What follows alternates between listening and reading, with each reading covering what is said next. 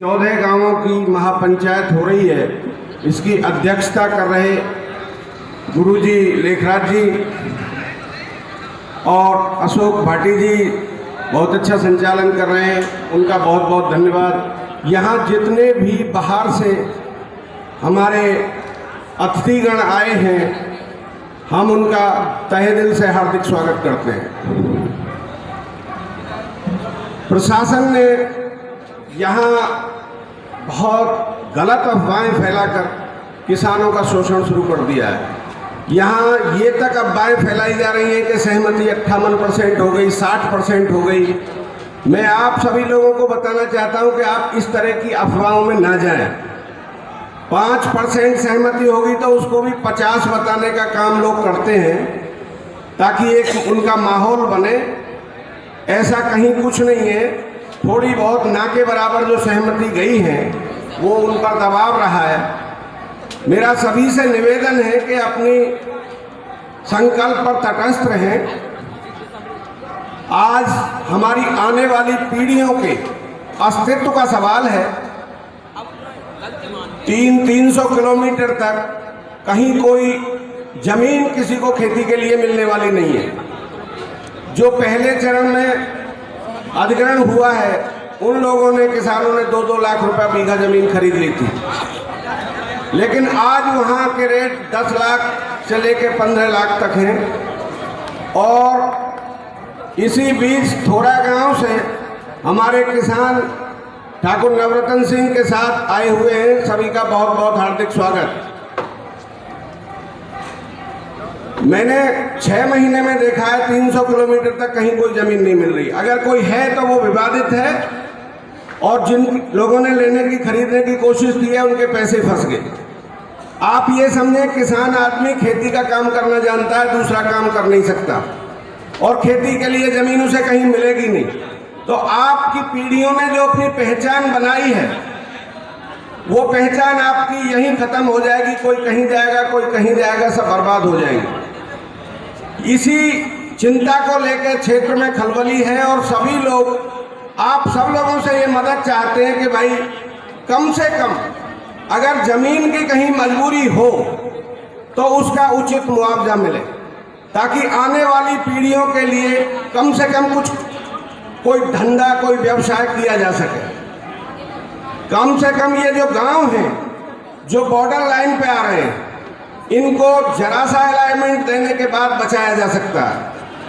और ये प्रशासन ने आश्वस्त भी किया था शुरू में कि आपके ये जो गांव हैं विस्थापित नहीं किए जाएंगे। हम इसका दोबारा सर्वे कराएंगे और अलाइनमेंट को थोड़ा सा हिला के, और ये बॉर्डर के गांव हैं, बचाए जा सकते हैं। ये हमें भी उम्मीद है। तो हम उनके आश्वासन पे थे, लेकिन अब उन्होंने ये सारे गांव जो बॉर्डर पे हैं, जिनको अगर मुआवजा भी देना होगा तो बहुत महंगा पड़ेगा, प्रशासन शासन के लिए भी ये लाभ की बात है। और ये गांव अगर बच जाएंगे तो इनके आने वाली पीढ़ी कम से कम यहाँ रह के अपना जीवन यापन कर सकती है। ये निश्चित बात है कि विकास इस क्षेत्र के लिए कहाँ हो रहा है। हमें ये गुमराह किया जा रहा है कि आपके विकास के लिए है। हमारे यहाँ अगर एयरपोर्ट में कोई नौकरी के लिए जाता है तो उससे पूछा जाता है कहाँ के रहने वाले हो।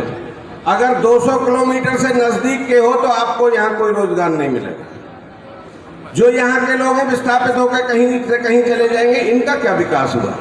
इन्होंने तो जो पीढ़ियों ने पहचान बनाई थी वो सारी पहचान खत्म हो गई। आदमी पहचान के लिए ही पूरे जीवन भागदौड़ करता है, और जो पहचान बनी है कहाँ जाएंगे कोई जान भी नहीं पाएगा।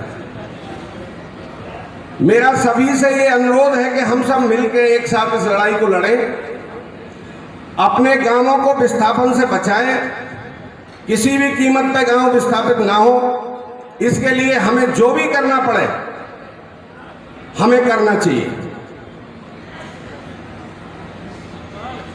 यहां विगत 10-12 वर्षों से कोई जमीन का सर्किल रेट नहीं बढ़ाया गया। उत्तर प्रदेश में एकमात्र ये गौतम बुद्ध नगर जनपद ऐसा है कि जिसका सर्किल रेट 12 साल से नहीं बढ़ा है। और ये इंटेंशनली है, क्योंकि पता है कि हमें ज़मीन एक्वायर करनी है।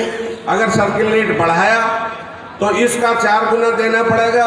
4 गुना तो ये दे ही नहीं रहे, क्योंकि पहले ही इन्होंने औद्योगिक नगरी घोषित कर दिया।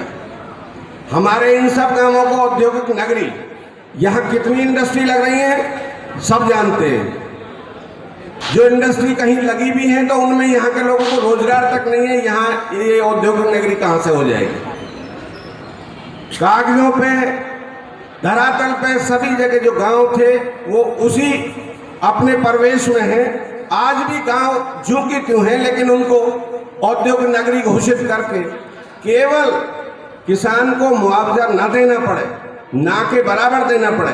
40,000 रुपये मीटर होटल्स के लिए जमीन दिए, जो हमसे 1900 रुपये मीटर ली। स्टार्टिंग में 1900 रुपये मीटर जो जमीन ली, उसको 40,000 रुपये मीटर होटल मालिकों को बेचा गया। अब बताइए कि आपको 6,000 देने के लिए तैयार नहीं है और अपनी उस जमीन को बेच रहे हैं 40,000।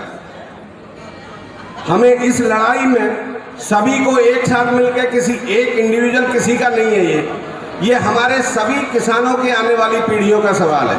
ऐसा ना हो कि आने वाली पीढ़ी हमें ये कोस के मरे कि भाई हमारे बुजुर्गों ने, हमारे बड़ों ने क्या किया हमारे लिए। जो हमारी दादा लाई जमीनें थी उनको भी बर्बाद लुटा दिया। कम से कम हम उनके लिए और कुछ ना करें तो जिसकी हम चौकीदारी कर रहे हैं, जो हमारे पूर्वजों ने चौकीदारी की, फिर उसकी चौकीदारी हम पे आ गई, कम से कम उस चौकीदारी को ईमानदारी से निभाएं और आने वाली जो उसके वारिस हैं उनके लिए हम कुछ करके जाएं। मेरा सभी से ये अनुरोध है। आज हमारे बीच में विश्व स्तर के किसान नेता, किसान मजदूर के मसीहा चौधरी राकेश टिकैत जी आ रहे हैं। हमने उनसे ये अनुरोध किया है कि आप यहाँ हमारे सब किसानों की लड़ाई को लड़ें। हमें जो उनका निर्देश होगा उसके निर्देश के अनुसार ही हम सब लोग काम करेंगे। उन्होंने सरकार से, सभी जानते हैं, सरकार को वो झुकाना जानते हैं, सरकार से लड़ना जानते हैं और किसान मजदूरों का हक दिलाना जानते हैं। इतिहास गवाह है।